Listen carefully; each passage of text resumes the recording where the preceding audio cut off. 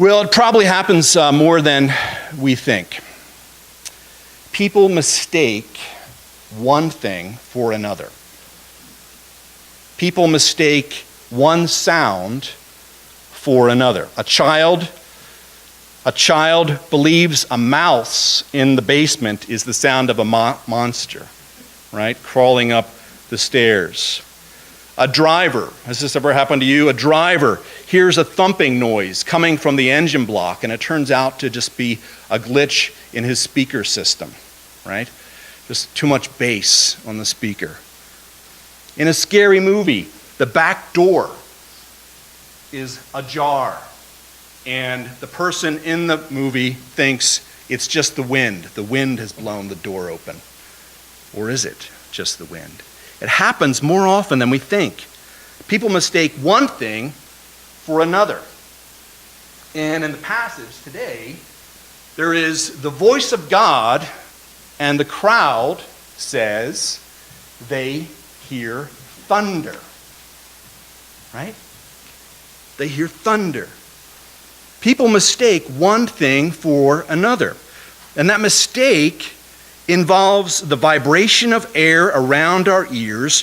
Where our brains go from there depends upon us. Let me say that again. The vibration of air around our ears, through our eardrums, and where our brains go from there depends upon us. Oh, it's the voice of God. Oh, it's thunder. Oh, it's an angel. Oh, it's whatever.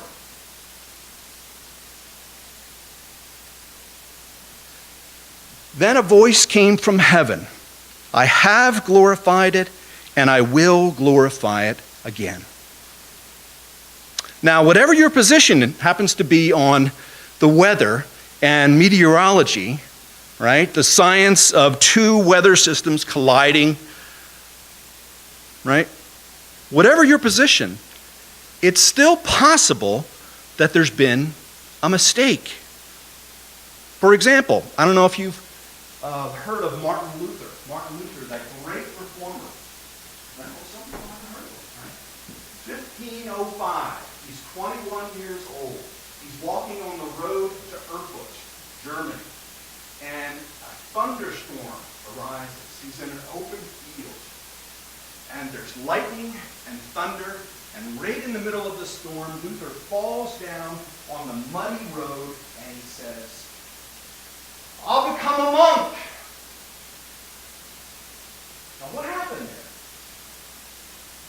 One of the most prominent theologians and thinkers, right, over the past 500-600 years, as a result of hearing thunder, right, responds as if this is God summoning me, right? That's why I say where our brains go after hearing a sound, it really depends upon us. And it depends upon God's inspiration. A former colleague of mine at First Presbyterian Church, his name was Dave Peterson.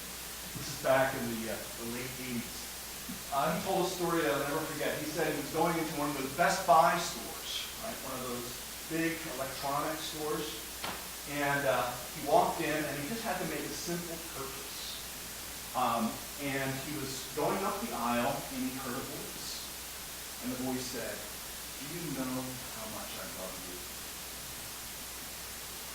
And he felt like he was being addressed. You know? Am I having a psychotic episode? What's going on? And he rounded the corner of the aisle, and he saw this big bank of large television sets. All of them turned to the same soap opera. And two characters in the throes of passion. Do you know how much I love you? Now you can say, well, he made a mistake. But what about that moment in my colleague's brain and mind made him say, I'm being addressed by God? Can't God use the voices that come from pop culture, right? And soap operas? Yes, right? Can't God use the sound of thunder? And it's just thunder. But somehow we feel addressed, summoned. You see. The only problem is sometimes the crowd gets in the way. Sometimes the crowd insists, no, it's just thunder that we hear. It has nothing to do with God. Sometimes the crowd insists it's just the sociology, right? It's just the cultural forces happening in the world. That's what we do. That's all we do. Sometimes the crowd gets in the way. There's a guy that I used to read a long time ago. His name was Douglas Copeland. Douglas Copeland. And he wrote a book called Life After God, which ironically ends with the author's revelation that he needs God. And he would like God to exist, but it's just that Christians that he's hearing make him doubt, right? And there were Christian radio stations, he writes, so many stations, and the voices on them seemed so enthusiastic and committed. They sounded like they sincerely believed in what they were saying. And so, for once, I decided to pay attention. And it seemed like this crazy orgy of projection, with everyone projecting onto Jesus the antidotes for the things that had gone wrong in their own lives. He is love. He is forgiveness. He is compassion. He is a wise career decision. He is a child who loves me. Everyone, you see what's going on? Everyone on this radio station is projecting onto Jesus their own needs. The Christian crowd that he's hearing is projecting onto Jesus their own needs, right? It's like they're listening to their own voices. And Copeland, he's interested, and he says, I did not deny that the existence of Jesus was real to these people. It was merely that I was cut off from their experience in a way that was never connectable. Have you ever experienced that? You know what I'm talking about? When somebody's talking about their faith and you're listening on the radio or you're watching on television and someone's going, Jesus, Jesus, Jesus, Jesus. And you're like, yeah. Will you please be quiet? Right? And you can't live, you can't get into their experience. The experience for you is not connectable. Right?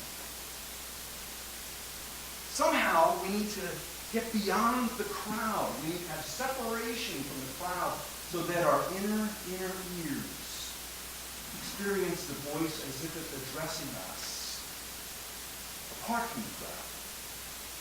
Right?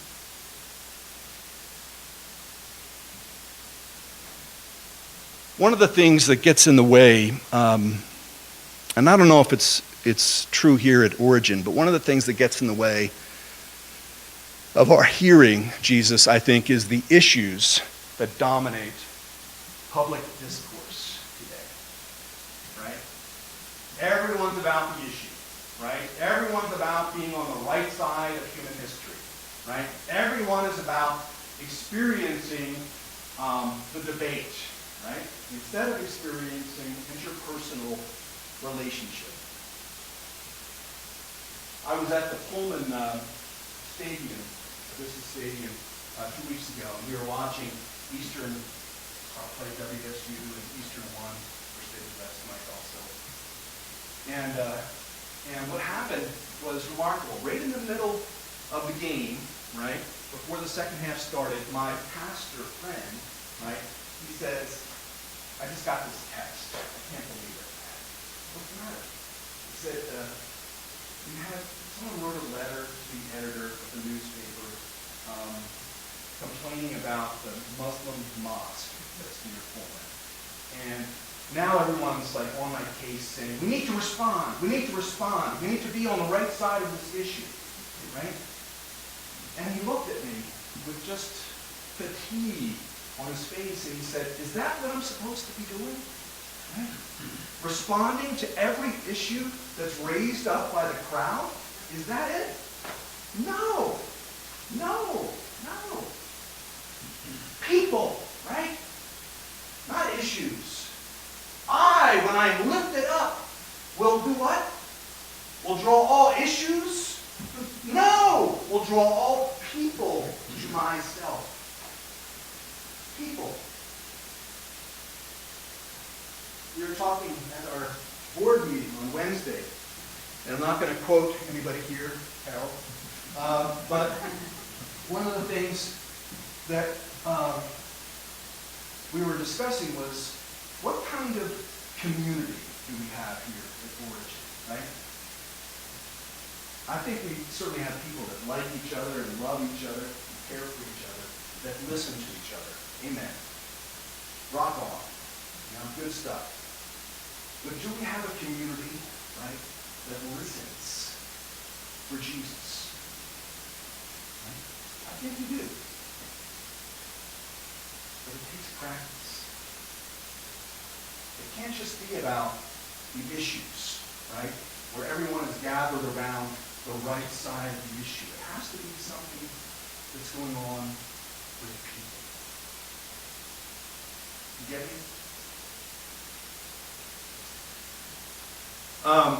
Alice Walker. Anybody know her? Alice Walker, the writer of The Color Purple. She wrote in a collection of short stories a short story called The Abortion. And in The Abortion, there's a young woman who's had an abortion. In fact, she's had two. Her name is Imani. And Imani is married to Clarence. Clarence is a prominent operative within the political campaign of the mayor of that town, Mayor Carswell. And she returns from the doctor's office after having this profoundly difficult procedure, abortion. Right? And I don't want to get caught up in the issue, right? But she returns, and her husband is so preoccupied with the politics of working with the mayor, he can't be with her, right? He can't love her. He can't hold her. He can't say, I'm with you in this pain. And there's a memorial service going on, right, for a slain teenager, an African-American young girl named Holly Monroe. And they go to this service, and Imani is sitting up front with their little girl, Clarice. And she hears whispers in the back. You know how this happens? You're at a big service, and you're supposed to be thinking about Holly Monroe, and you hear people talk in the back. What were they doing? She turns around, and she sees her own husband talking to the mayor. Evidently, they had important business to discuss. You see? We're so interested in what the crowd has to say. What about the people? What about Imani? What about Holly Monroe? Right? And Alice Walker, she depicts Imani as saying this to her little girl. This really hits me. You are going to hear the music. The music they try to kill, you're going to hear it. The music they try to steal, you're going to hear it. They think they can kill a continent, people, trees, buffalo, and then fly off to the moon. You see, this is during the 60s when everyone's distracted about the moon travel. But she says to her daughter, who doesn't quite understand, she says, you and me, we're going to remember the people. The people. One of my favorite writers is this guy named William Willimon. And just bear with me, because this story just blows me away. William Willimon was once in a small church, similar to this, right? In the hills of, I think it was North Carolina. And they wanted to get more people to come to their church. And so they developed these evangelism teams. right? So they would send out people 2 by 2 to all the neighborhoods that they wanted to evangelize, right? 2 of the people that were being sent out, one was named Gladys. Gladys, she was 80 years old, and she was hard of hearing, okay? She was hard of hearing. And each couple, each group of 2 was sent to a different part of the neighborhood, right? But they only sent them to the right neighborhoods. See? They said, don't go over the tracks, right? And Gladys and her companion were being sent out the door, and Pastor Willimon said, did you hear me, Gladys? Go down Main and make a left on Elm. She went right. And therefore, she became dangerous because she evangelized people like Verlene. Verlene, a recovering drug addict. And lo and behold, Verlene came to